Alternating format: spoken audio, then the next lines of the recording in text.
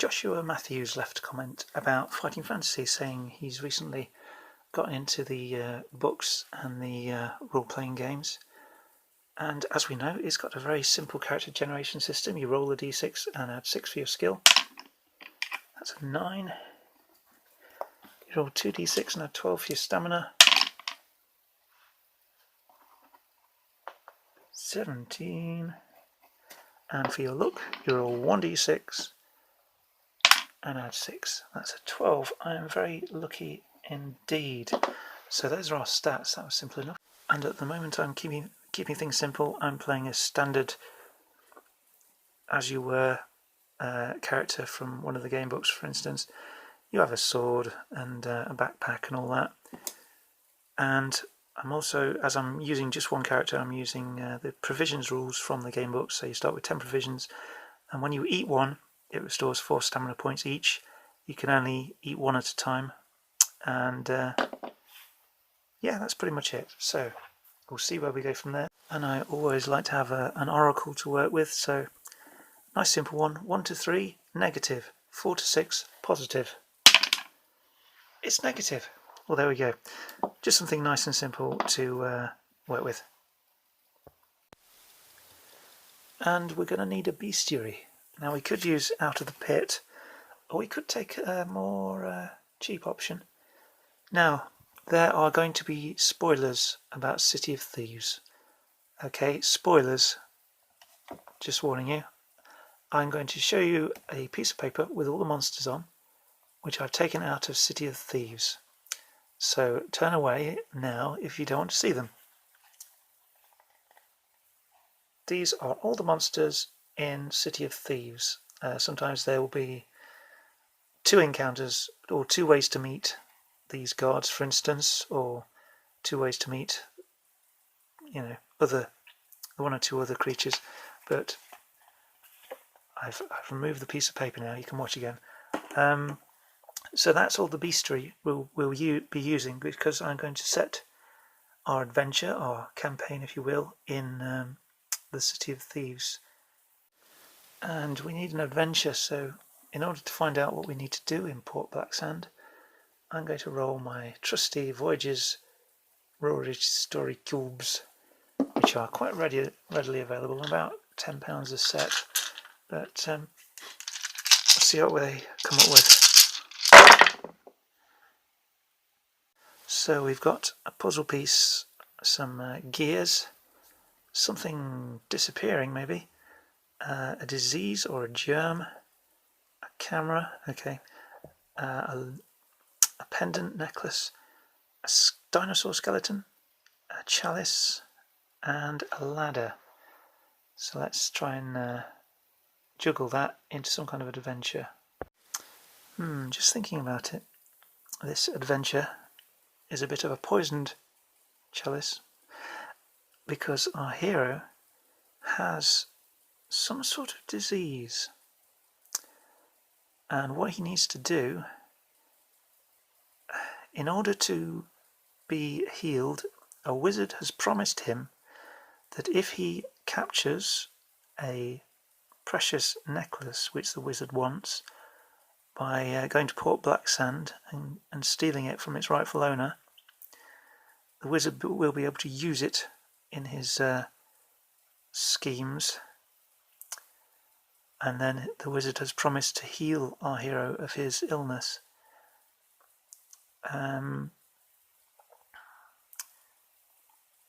Maybe he will have to go into the sewers. Perhaps the person who owns this chalice, it is only accessible by climbing down into the sewers, because Port Blacksand has an extensive sewer system, and we need to avoid any nasty monsters down there, I guess. So basically that's our plot and the reason why we are going to Port Blacksand. So there's a lot of pressure on us to be successful and to commit a crime in the City of Thieves in order to save our own life. So as we approach Port Blacksand, the gates, let's say we've got 1 to 6 gold coins to So 6 gold pieces to set us off in case we need to buy anything. So we approach the city gates, and famously in the book they are guarded by a couple of city guards, the formidable portcullis gates of Port Blacksand there. And we need to get our way past the guards. Now I think we should be able to bribe them maybe. So I'm going to offer them a gold piece, and I think we'll do a luck check. So I need to roll my luck or less, which I'm going to do, but then I lose a point of luck for having used it. So we managed to say to the guards something convincing. We're here in order to buy something very important, an important piece of jewellery, which I need to go in and purchase for my employer. And here is a gold piece if you can advise me of the way to go to where the jewellers' shops are. And the guards say, well, certainly, you head across onto this street and go down Jewellery Street or something, but we're not really looking for a jeweller's shop. We're just going in to steal that necklace.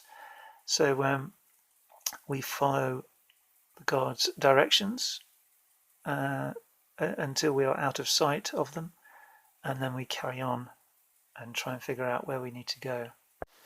Now I think the best way to start trying to find information is to perhaps go to a nearby tavern, and we will come across the first tavern we see. It will be called the Furtive Ocelot. And what kind of vibe is going on? Will it be the place where it would be easy to find information, or hard? Hard. It's a bit of a rough place, and there are the grumpy looking customers by the looks of it from the outside. But if it is a negative, rather sorry looking bunch, then they might be more inclined to know about how to find your way into the sewer and how to steal things from people. So it might not be such a bad idea, if I can avoid a fight, to go in and try and fish for information. So I will look as inconspicuous as possible and enter the inn. Now, can I see anyone who is a likely candidate to have the kind of information I'm looking for, to be able to help me find the person who has this necklace but not give away too much information? That's good. I can spot someone sitting in the corner, pretty much on his own. Looks like a likely candidate, someone who knows many things. So I shall go up to him after I've bought myself a drink. God, it's expensive in here. And I'll buy him a drink as well. I'll bring one across and say, I'm sorry to bother you, but I'm new in town, and I need to get in touch with somebody. A powerful wizard. I wonder if you might be able to help me find out where I might get in touch with them. I'm going to do another luck check. I'm going to push my luck. Okay, that's 9. I'm going to start running out of luck soon, but it's a neat little mechanic of trying to figure out these little confrontations. And he is able to tell me, thanks to my luck check, that yes, he does know the wizard I'm looking for. It might even be Nicodemus himself, who has an amazing picture in here, which I probably won't be able to find straight off. There are spoilers.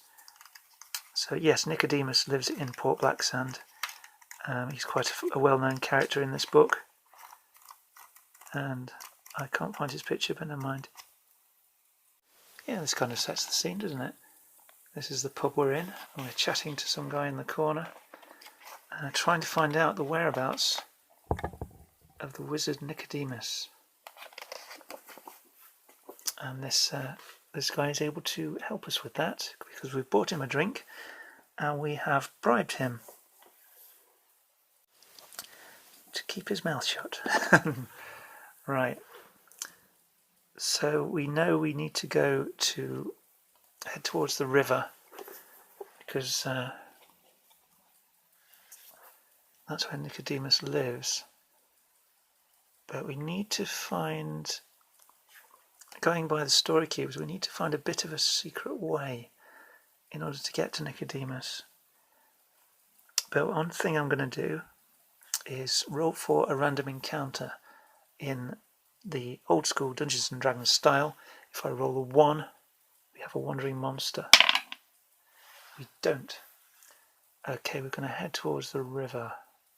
Now, there are no statistics for Nicodemus in the book because it is inconceivable that you even try to fight him because he's an incredibly powerful wizard. So what we need to do is hatch a plan in order to distract him and get him out of his hut where he lives. So we need a diversion.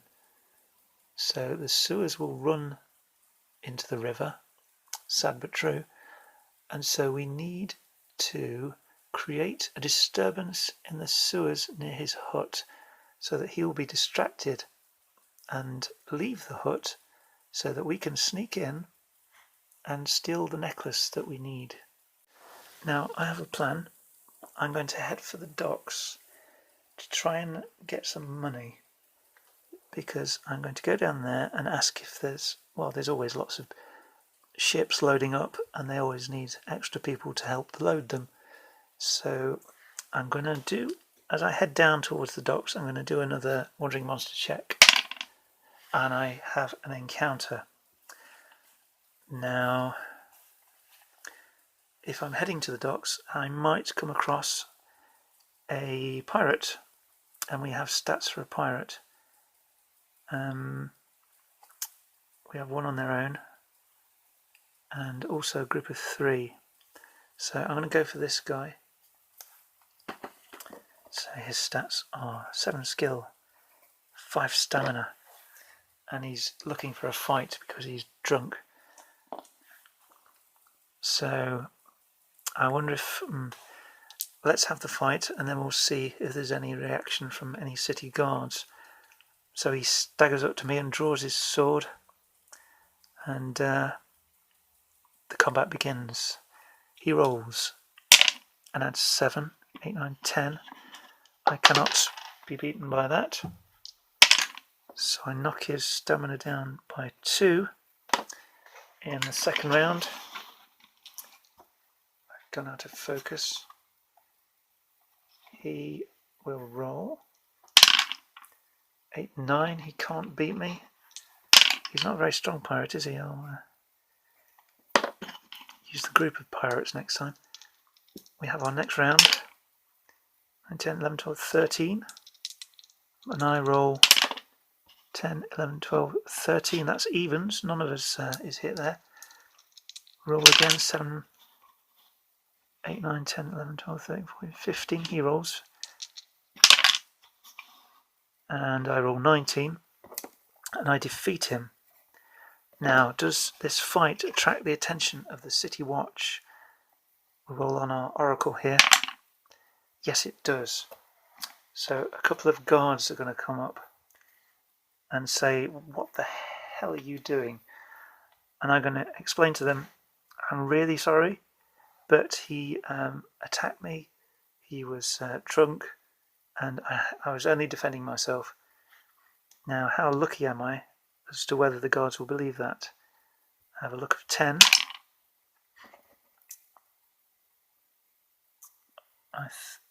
Actually, do you know what? I'm going to roll on the oracle. Do they believe it? Yes, they do. Then I could have used my luck to roll again, maybe. Something like that. Right. So now the guards are very suspicious of me. So yeah, they were okay with my excuse, I think, with the fact that I was acting in self-defense. But I might be in trouble if I get into a more aggro later on. So I get down to the docks, and am I able to see if there's any ships currently loading up who look like they might need some help? No. Okay. What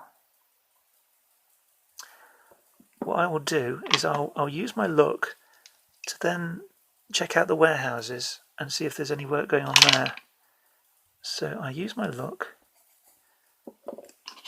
and I go to the warehouse to see if it basically gives me an extra opportunity by using my luck to try this kind of thing again, but in a different way. So the ships aren't loading up, or at least they don't need help. So do the warehouses need any help?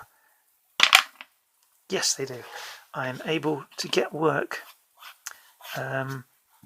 doing a bit of warehouse work for an hour or so.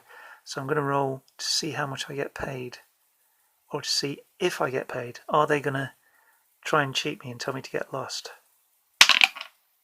Yes, they are. They're not going to pay me. I'm going to insist, and I'm going to have to fight this guy to get his money for my wages. Now, I don't have to kill them, but I'm going to have to fight for what's rightfully mine. So I'm going to pick some stats here. So in this warehouse, I'm going to use the stats of this group of 3 pirates. So we've got 6 stamina, 6 skill, 6 stamina, 5 skill, 4 stamina, and 7 skill, 4 stamina. So quite a few opponents. I'm going to fight them one at a time to make life easier. So in our first round, they roll 6, 7, 8, 9, 10, 11, 12, 13, 14 he rolls. I just equal it. 6, 7, 8, 9, 10, 11, 12, 13, 14 again. He rolls. I beat him with that. You know how this combat system works. So you roll 2 dice, add it to the monster's skill. In this case 6, 7, 8, 9, 10, 11, 12, 13, 14, 15. And then I roll 2 dice and add to my skill, trying to beat him. And in that case I don't. And I take off 2 stamina points. If I hit him, he takes off 2 stamina points. Just reiterating the combat system there. So I've defeated those 3 guys. I lost some stamina, and I'm going to take my wages from them. 1 gold piece is all they've got. No wonder they didn't want to pay me. So I now have 5 gold pieces, but I'm going to push this up to 1 to 4 negative. Do the guards notice me now? Because they're already watching me after my first fight. So if it's 1 to 4, and they don't, I'm lucky. I'm very lucky. So I didn't earn much money from that, and it's not going to help. So I'm going to have to think up a better plan. I'm going to eat one of my provisions and go back up to 17. Right. What I'm trying to do is earn enough money to buy something explosive to set off in the sewers near Nicodemus's shed by the river. And I'm struggling to do that right now. And the only way to earn some money is to look for more jobs, or just try and borrow it without the person giving it to me necessarily knowing. Which is only going to get me into more trouble with the city guards, because they're already suspicious about me because I've killed 4 people. Okay.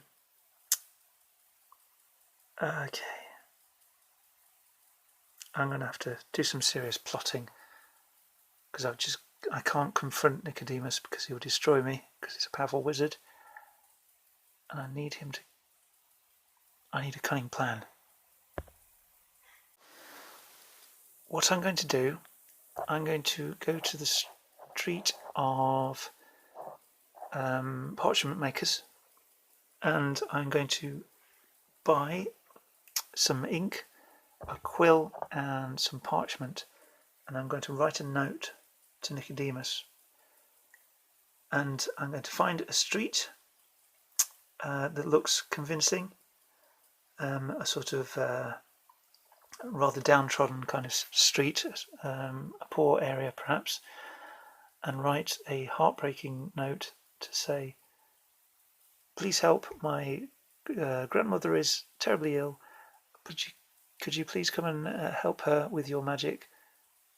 We don't have much, but what we have we will give to you in payment for your help. And I'll write all this down on a piece of parchment, and I will go to Nicodemus's shed in the early hours of the morning, maybe before anybody's awake, and I shall leave this. No, I will pay an urchin to go and deliver the note to Nicodemus, and I will wait near his shack for him to leave. That's what I'll do. So I'm going to look, and I'm just going to get a quick idea of how much things like writing materials cost.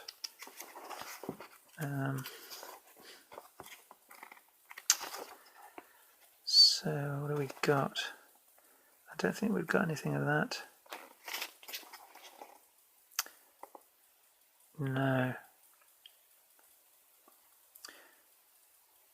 Well, I'm going to give the urchin a gold piece, and I'll say that the pen costs maybe a gold piece, the ink costs a gold piece, and the parchment might cost 2. So I'm going to wipe out my money in order to concoct this plan. Now, I want to pay the urchin well, because I don't want him getting suspicious or ratting me out. So I will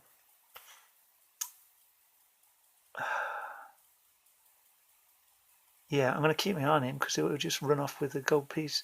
So I'll say, I'm afraid I cannot speak to Nicodemus, but I've been entrusted with this message, and will you please just deliver it to his shed and tell him that someone from the poorer district on Basket Street is terribly ill and needs your help. So he will go and do that, and I will watch from a safe distance. Now I need to see if Nicodemus is going to immediately go out and act on this information. No, he won't. I'm going to have to wait. So there's a possibility that the city guard or somebody may come across me while I'm waiting. So I'm going to roll for Wandering Monsters. A 1 is a Wandering Monster, and there isn't any, so I wait for a few hours until Nicodemus might act on this information.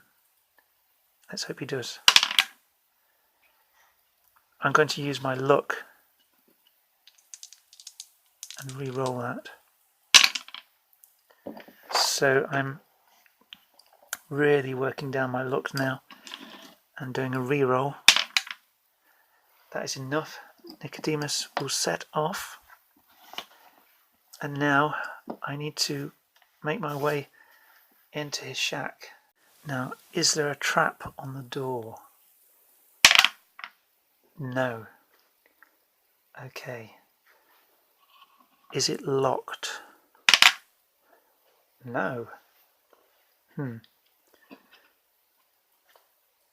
Perhaps he doesn't have much, any valuables here that are easy to find.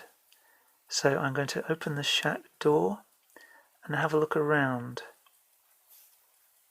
Now I want to use as little as possible in making this adventure.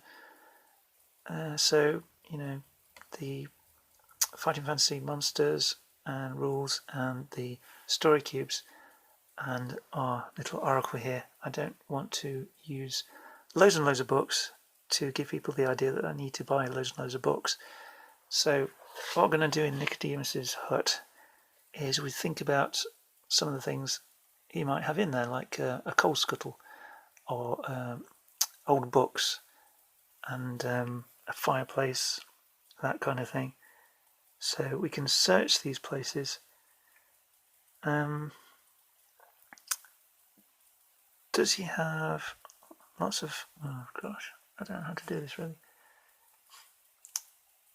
So where would he hide a necklace and how can I go about finding it? Basically, I need a luck check, but he's going to have it protected, isn't he? He's going to have it hidden. So I'm going to have to use some skill in order to find it. So am I able to spot a likely place it might be? No. I'm going to have to keep searching by using my luck. 8, that is just enough. So I find a clue. Let us say it could be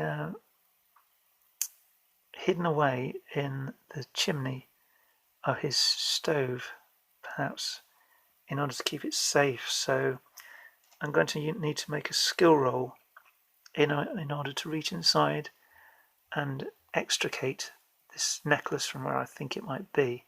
So I'll roll my skill or less. Oops.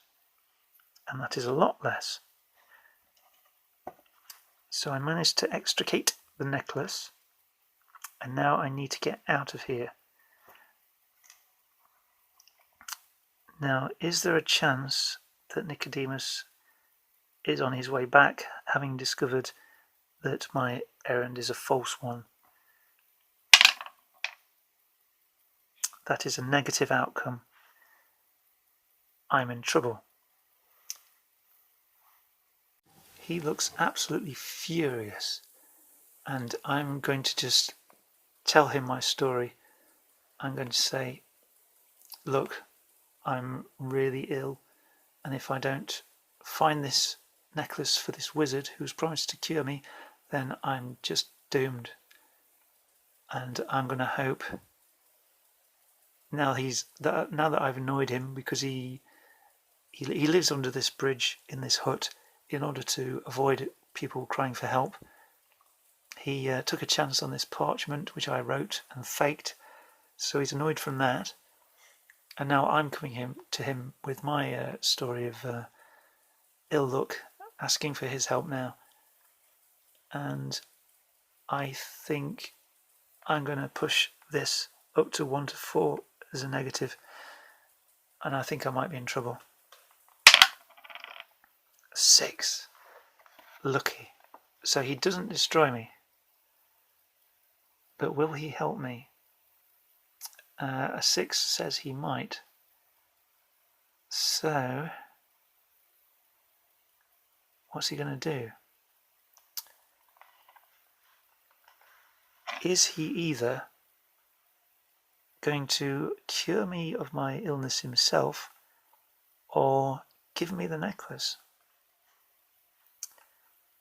1 to 3, he cures me the necklace. 4 to 6, he cures me himself. He does. Well, that was a positive outcome, wasn't it? So that was just a strange little adventure using basically as little as possible, apart from the story cubes to come up with the initial idea, and all the creatures, of which we didn't come across many, were taken from City of Thieves. So if you've played City of Thieves a few times and you get a good idea for the place, then it will give you more ideas about where your story can go. I mean, it's well known, the scene at the beginning where you meet the guard on the city gate. There are plenty of dodgy pubs in the city where you can find information, and accidentally start fights. And of course it's a port, so there are plenty of ships and ways to earn money as long as you don't get double crossed. Lots of town guards to try and stay away from and not get in trouble with.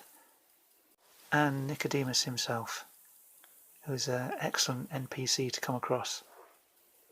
So basically, the more material you have in your head, the better and the easier it is to create a better story when you are just roaming around Port Blacksand trying to find your way. And a little simple oracle helps. And if things are going a bit south, then you can make the negative 1 to 4 instead of 1 to 3. Yeah, and you don't want it too easy, I guess, so you wouldn't necessarily... I guess it's really unlikely that something negative would happen. You could change it to 1 to 2 as negatives, but you don't want to make it too easy, do you? So a very simple little oracle. So I hope this little simple sort of story has been a little bit helpful in how to use a fighting fantasy book and not much else to try and create an adventure. Anyway, thanks very much for watching.